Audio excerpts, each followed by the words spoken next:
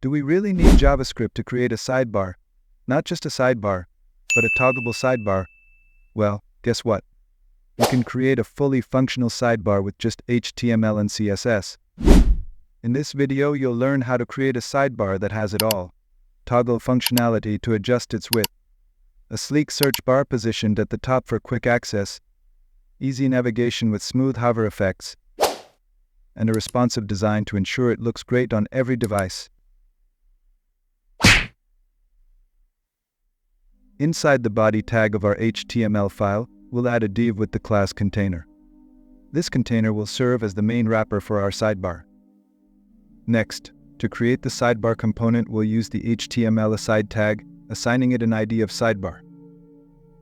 Now, the magic of creating a toggleable sidebar using only HTML and CSS comes from the combination of two elements, the input type checkbox and label. Now, to enable the toggle functionality for our sidebar, we'll add an input element with type checkbox and an ID of toggler. Later in our CSS, we'll target this checkbox's state to control the sidebar's width. Next, we'll use the label tag to serve as a clickable button for our checkbox. To do this, we need to link the checkbox and the label using the for attribute. It's important that this for attribute matches the ID we assign to the checkbox, which is toggler. Additionally, we'll give the label a class called toggleBTN. Next, since our label tag will act as the toggle button, we'll add a hamburger icon within it to visually represent the sidebar toggle. We'll grab a relevant icon from the boxicons library and place it directly inside the label tag. For our custom label, we'll use a span tag inside the label. Next, to add a search box inside our sidebar, we'll start with a form element, assigning it the class search bar. Inside, we'll add a span with the class search icon to hold a search icon. We'll get this icon from boxicons and place it inside the span. Then we'll add an input element of type text with the class search query and add a placeholder text. Now that we've created our toggle button and search box for the sidebar, it's time to add navigation links. For the sidebar navigation links, after closing the form tag, we'll add an unordered list with the class sidebar nav. This UL element will wrap all our sidebar links. Each navigation item will be an LI tag with the class sidebar item. Inside, we'll add an anchor tag with the class sidebar link. Within each link, we'll include an icon, like the user icon from boxicons. We'll also include a span tag within the anchor to label each link. Now, to add more navigation links to our sidebar, we can simply duplicate this list item structure within the UL. For each new link, we'll just update the icon and the labeled text within the span tag. With this, our sidebar navigation is complete. Next, we'll add a logout link at the bottom of the sidebar. To do this, we'll create a div with the class sidebar footer. And inside, we'll add an anchor tag with the class sidebar link. For the icon, we'll choose a suitable logout icon and place it within the anchor tag, then add the logout text inside a span tag. In this tutorial, our main focus is building the sidebar, but we also need to plan for the main dashboard section. To set this up, we'll create a div with the class main right after the closing aside tag. For now, we'll simply add an h2 element inside this section to represent the main dashboard content. With the HTML structure for our sidebar complete, it's time to move on to the CSS styling. In the CSS file, I've already imported the Poppins font and set up default styles for global and pseudo elements. The Poppins font is applied to the body, with a radial gradient background added for a modern look. With these basics in place, we're ready to start styling the sidebar. First, we'll target our container class and set its display to flex. This lets the child elements align horizontally in a row. Next, we'll style the aside tag with the ID sidebar. We'll set its display to flex and use flex direction column to stack items vertically. To give our sidebar a subtle look, we'll add a semi-transparent background color. Since we're using a checkbox input along with its label to toggle the sidebar, our first step is to hide the checkbox from view by setting its display property to none. This won't affect its functionality, as we will manage the visual aspect through the associated label. Next, we'll style the label associated with our checkbox using the class toggleBTN.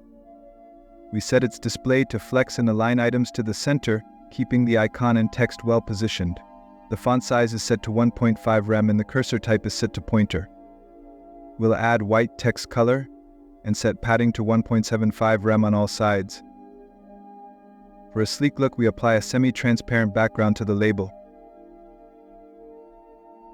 To style the text inside our toggle button, we'll target the span within the toggleBTN class. We'll set the font size to 1 rem. By adding margin 0 auto, the text is centered horizontally, and apply font weight 600 for a slightly bold look. Now that we've styled the toggle button and search box within the sidebar, it's time to move on to styling our sidebar navigation. We'll start by targeting the UL element with the class sidebar nav, which wraps all sidebar links. First, we set its width and minimum width to 85 pixels, preventing sidebar from shrinking further. We apply Flex 1:1 Auto so that the sidebar can adapt to available space while keeping 85px as its base size. The transition property is set to create a smooth animation effect, enhancing the sidebar toggle functionality. Now that we've set the sidebar's collapsed width and min width to 85 pixels, let's move on to expanding it. We use CSS to target the checkbox with the ID toggler in its checked state. When toggler is checked, we can style the following sibling, the UL element with the class sidebar nav. To expand the sidebar, we'll set both the width and min width to 260 pixels.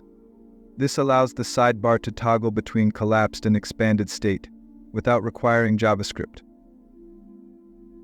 Next, to make sure our search box is only visible when the sidebar is expanded, we'll hide it in the collapsed view. We'll do this by targeting our checkbox when it's not checked. Using a sibling selector, we'll then select the input with the class search query and set its display to none. Now that we've hidden the search box when the sidebar is collapsed, let's also hide the label text within the toggle button. To do this, we'll again target the checkbox when it's not checked. Using a sibling selector, we'll select the span inside the label with the class toggleBTN and set its display to none. To ensure only the icons are visible when the sidebar is collapsed, we'll hide the text next to each icon. Just like before, we'll target the unchecked state of the input checkbox to hide these elements. By selecting all siblings within sidebar link class that have a span tag, we will set its display to none. With that, we've successfully toggled the sidebar width while selectively showing or hiding the search box, the label within the toggle icon, and the text for each navigation link. Now let's style our search box by targeting the class search bar. First, we set its maximum width to 220 pixels and give it a clean white background. To align the icon and search box horizontally, we'll use display flex with flex wrap set to wrap. To center it horizontally, we apply a margin of 25 pixels on the top and bottom, and auto for the left and right. Finally, we add a border radius of 20 pixels. Next, let's style the input field within our search box by targeting the search query class. We will set Flex 1:1 Auto to allow the input field to grow and shrink as needed. The right padding will be set to 2 rem, and we'll use width 1% to let the flex property control the width effectively. The border on all sides will be set to none, and we'll change the text color to a subtle gray. The font family for the input will be Poppins. Finally, to round only the right corners, we'll set border top right radius to 20 pixels and border bottom right radius to 20 pixels. Now, let's style the search icon within our search bar by targeting the search icon class. We'll start by setting its color to a subtle gray. Then we'll add padding 0.375 rem on the top and bottom, and 1.625 rem on the left and right. For sizing, we set font size to 1.1 rem. Finally, we'll remove the outline from the input field when it's focused. By targeting the input's focus visible state and setting outline to none, we get a clean look as users interact with the search box. We will now proceed to style the sidebar link. We'll do this by setting the padding to 0.625 rem for the top and bottom, and 1.625 rem for the left and right. The link's color will be white, and its display will be set to block. To ensure that the link's text stays on a single line without wrapping to a new line, we will use whitespace no wrap. Lastly, we will add a left border of 3px solid transparent. In the next step, we will adjust the style of the icon within each sidebar link. The icon size will be 1.1 rem, and it will be positioned with a right margin of 0.75 rem. To enhance each sidebar navigation link on hover, we'll add a subtle background color and a border effect. First, we'll apply a semi-transparent white background color to highlight the hovered link. Then, to emphasize the active link further, we'll add a border left in blue with solid 3 pixels. With our sidebar complete, let's set up the main content area for our dashboard. First, we'll set the display to flex and use a column layout to arrange elements vertically within our main container. To ensure the main section covers the full viewport height, we'll set a minimum height of 100 VH. For full width coverage, we'll set the width to 100% and hide any overflow for a clean look. We'll add padding of 1.5 rem on all sides to give our content breathing room. Finally, setting Justify Content to center will align everything nicely in the middle. With this, we've successfully created a fully functional sidebar using only HTML and CSS. If you have any questions about the tutorial, feel free to leave them in the comments.